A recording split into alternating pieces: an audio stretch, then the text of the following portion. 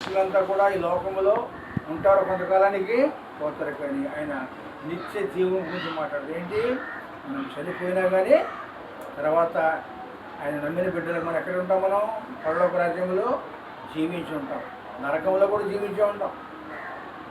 చనిపోయిన మనిషికి రెండో మార్గం, ఒకటి నరకం, ఒకటి పరలోకం. పరలోకంలోనూ జీవించే ఉంటాం, నరకంలోనే జీవిస్తాం. కానీ ఎలా ఉంటాం నరకంలో? ఈ మామూలు ఈ ఎండకి మనిషి బెదిరిపోతున్నారు, టోపీలు ఎట్టుకుని అడుగొడికి కూల్ డ్రింకులు తాగడం. ఎండ కాదు, అక్కడ మంట, అగ్ని అనేది అగ్ని ఎప్పుడు వండుతూ ఉంటుంది. అగ్నిలో మనం కాలుతూ ఉంటాం, అగ్ని సెగ నిప్పులో పడేయడు కానీ చుట్టూ మనకి ఆ వేడి మనం తట్టుకోగలమా? దాహం నీళ్ళుంటాయా? అగ్ని ఆరదు, పురుగు చావదండి. ఎందుకంటే నిత్యము ఆ అగ్ని నరకాన్ని మనం భరించలేము. ఈ లోకం అంతా కూడా సంతోషంగా ఉంటుంది. దేవుని మాట అంటే ఎటకరంగా ఉంటుంది, వేలకోలంగా ఉంటుంది. ఈ లోక జీవితము ఎంతటిది? 50, 60, 70. కానీ పరలోక జీవితం ఎనగా పరలోకం అనే దానికి అంతము లేదు, నరకానికి కూడా అంతము లేదు. ఈ లోకంలో ఉన్న 50-60 సంవత్సరాలు మన ఇష్టానుసారంగా జీవిస్తే తర్వాత మనం నిందల పాలవుతాం, నరకం పాలవుతాం. అదే ఈ లోకంలో ఉన్న కాలం మనం ఏసై నమ్ముకుంటే ఆయన రోజు నువ్వు జీవితకాలం అంతా నువ్వు 24 గంటలు మోకాలు ప్రార్థన చేయమన్నాడా? రోజు బైబిల్ తిరగమన్నాడా? ప్రార్థన రోజు పెడతారా, ఆదివారం పెడతారా? వారికి ఒకసారి అది కూడా దేవుడి పెట్టి విశ్రాంతి దినమంటే ఆ రోజులైనా సృష్టి అంతా చేశాడు, 7వ రోజుని విశ్రాంతి దినము దేవునికి మనం సమర్పణ. ఎందుకంటే కృతజ్ఞత. 6 రోజులు మనం కష్టపడ్డాం, కూలి పని చేస్తాం, ఉద్యోగం చేస్తాం. 7వ రోజు ఏంటి? విశ్రాంతి. మన శరీరానికి కావాలి, ఆత్మకు కూడా. అందుకే లోకంలో ప్రతి చోట ఏంటి? ఆదివారం గుళ్ళో మైకులు మోగుతాయా? అది మస్కట్లో ఏంటి? శుక్రవారం కదా, మనకు శుక్రవారం, మనకు ఆదివారం. శుక్రవారం ఉంటారా? శుభ్రంగా స్నానాలు చేసి ఊదులు కాసుకుని స్వీట్లు కాసుకుని మసీదులు కనకలాడిపోతాయి. మస్కట్లో ఉండే మన ఇండియన్స్ కూడా శుక్రవారం నమాజ్ చాలా ముఖ్యం అన్నమాట. అలాగే హైందవులు కూడా గురువారం సాయిబాబా అని, ఇంకో వారం దుర్గమ్మని, వాళ్ళు కూడా హైందవులు కూడా మందిరాలకు వెళ్ళిపోతున్నారు. ఏంటి? భక్తి పెరిగిపోయింది. కానీ నిజమైన క్రైస్తవులకి భక్తి, ఎందుకంటే యేసయ్య అంటాడు, నేనే మార్గము సత్యము జీవము, నా ద్వారా తప్ప ఎవడని కూడా తండ్రి ఎందుకంటే పరలోకానికి చేరాడు. యేసయ్య పరలోకానికి వెళ్ళడానికి మనకేమన్నా మేకపోతులు పోయమన్నాడా? చందాలు ఇచ్చేసేయమన్నాడా? నీ పొలం ఆశ్రయమన్నాడు? నీ హృదయాన్ని అడుగుతున్నాడు. పాత జీవితాన్ని తీసే మారు మనసు పొందు, మంచి జీవితాన్ని జీవించు అమ్మా. ప్రార్థన జీవితం, విశ్వాస జీవితం, వాటిని. ఎందుకంటే ఈ లోకం మనకి శాశ్వతం. పుట్టివాళ్ళు పుడుతున్నారు, చనిపోతున్నారు. ఈ మధ్యలో కొద్దిపాటి జీవితంలో ఉద్యోగం అని, పెళ్ళని, పిల్లలని అమ్మ చాలా చిన్న డ్రామా. 56 సంవత్సరాలు అంటే ఇప్పుడు నాకు దగ్గర 50 వచ్చేసింది. నాకు మొన్న వెళ్ళినట్టుగా ఉంది. ఏంటి? ఎవరు నా చదువు, నా ఆల్రెడీ ఏంటి అప్పుడే నాకు 50 సంవత్సరాలు వచ్చేసాయని చెప్తున్నాను. నాకు పెళ్ళి కూడా అయ్యి మొన్న అప్పుడు మాకు ఇద్దరు పిల్లలు, మా పాపకి 25 ఏళ్ళు వచ్చేసాయి. అది బాబు పెళ్ళి అంటే రోజులు గడిచిపోతున్నాయి, మనకు తెలియకుండా సంవత్సరం తిరిగి వచ్చారు. అంటే 56 సంవత్సరాలు మన మనిషి జీవితం ఎంత మంచి ఆహారం తిన్నా కానీ 50 సంవత్సరాలు, 60 సంవత్సరాలే. కొంతమంది 40 సంవత్సరాలకి 25 కేజీలు మూట ఎత్తలేకపోతున్నారు. ఏంటి? ఈ చిన్నపాటి జీవితమే మజిలీ.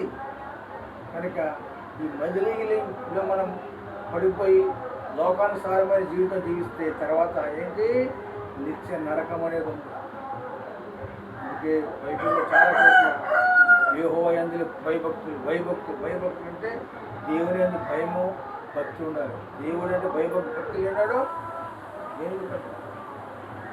దేవుని భయం ఉండాలి, పెద్దల భయం ఉంటే రోజులు మనవి రోజులు చాలా శ్రద్ధగా ఉన్నాయి. కనుక దేవుని యందు భయభక్తులు కలిగి ఉండాలి. ఎందుకంటే ఆయన చెప్తున్నాడు, మన కొరకైనా పరలోకానికి స్థలము సిద్ధపరిచి తిరిగి వస్తున్నాడు.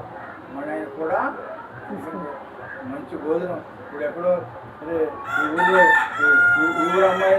పిల్లలకు తేడా పిలుగుడు అరే గుడి పిల్లపై 2 బస్సులు పెట్టారు అంట పెళ్ళికి పిలిచారు, పెళ్ళికి బస్సులు పెట్టారు, బస్సు ఎక్కుతారా? ఎక్కేద్దాం, అసలు బస్సు ఖాళీ ఉండదు. ఎందుకు?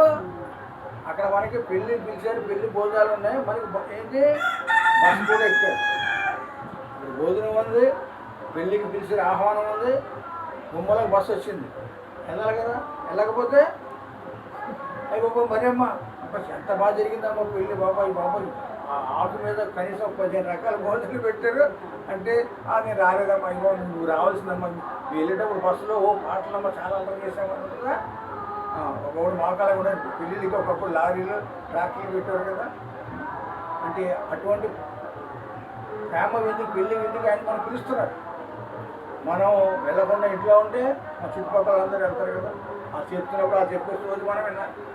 కనుక దేవుడు అందరినీ పిలుస్తున్నాడు. మీ కొరకు స్థలము సిద్ధపరచా నేను పిలుచున్నాను, నేను మరలా వచ్చి నేను స్థలములకు మిమ్మల్ని తీసుకువెళ్తాను. పరలోక రాజ్యం మీ కొరకు నేను సిద్ధపాటు చేశాను, మీరు రండి, మళ్ళా నేను వచ్చి తీసుకువెళ్తానంటున్నప్పుడు మనం వెళ్ళాలి. ఎలా వెళ్ళాలంటే ఆయన చెప్తున్నట్టే ఏసే మార్గము. కనుక ఆయన మార్గంలో మనం వెళ్ళాలి. ఆయన బొమ్మ ఆయనకి మనం ముందుగా వెళ్తున్నాడు, మనకు స్థలం సిద్ధపరచడం, మనకి ఏ చింత లేదు. ఇంకా నువ్వు కూలి పని చేసుకోలేదు, మస్కట్టేళ్ళు ఏ పని తప్పలేదు, చక్కగా వండుకో, ఆదివారం లేదు. కానీ ఆయన ఏం వండుతున్నాడంటే విరిగి నలిగిన హృదయం, పశ్చాత్తాప హృదయం కావాలి, మారు మనసు పొందిన హృదయం కావాలి. ఆయన మంచి జీవితం జీవిస్తూ ప్రార్థనాపూర్వకమైన జీవితం జీవిస్తే నీవు ధన్యురాలు. అప్పుడు దేవుడిని ప్రార్థన వింటాడు. నీకు ఏమి అవసరమని తెలుసు, నీ అవసరాలు కూడా ఆయన తీర్చే దేవుడు. ఎందుకంటే ఆయన నమ్మదగిన దేవుడు. అంటే మన దేవుడు ఒక రాయి, రప్ప, లింగం, శివలింగం, ఆలింగం, భూలింగం కాదు. మన దేవుడు ఏంటి? సజీవము గల దేవుడు. ఆయన మన మధ్యలో ఉన్నాడు. ఆయన మృతులలో లేడు. ఏమా మరణములు జయించి తిరిగి లేచిన దేవుడు. అందరికీ లోకం అందరికీ తెలుసు యేసుక్రీస్తు. అందుకే ఈ లోకం మనం ఎక్కడ మనం ఉన్న సంవత్సరం ఏంటంటే క్రీస్తు శకం అంటాం. ఏంటి? క్రీస్తు శకము 2026లో ఉన్నాం. రామశకం అనలేదు. ఏ శకం అన్నారు? పుట్టినప్పటి నుంచి లెక్క పెట్టంటే ఏసయ్యనాడు పుట్టాడని చెప్పి అందరి లోకానికి తెలుసు. వాళ్ళు నమ్మరు, కానీ మనము నమ్ముతున్నందుకు మనము కనుక ఆయన మన కొరకు ఏర్పాటు చేసిన స్థలానికి మనం వెళ్ళాలి. అవకాశం మనం చేజార్చుకోకూడదు, పోగొట్టుకోకూడదు. మారు మనసు పొందాలి. అలాగే ప్రార్థనా జీవితంలో మనం ముందుకు కొనసాగి ఆశపడుతూ కొద్దిన మాటలు నేను ముగిస్తున్నాను. సమస్త జ్ఞానం అందించిన దేవుని సమాధానం యేసుక్రీస్తు వల్ల మన కుటుంబాలకు తలంపులకు కావాలని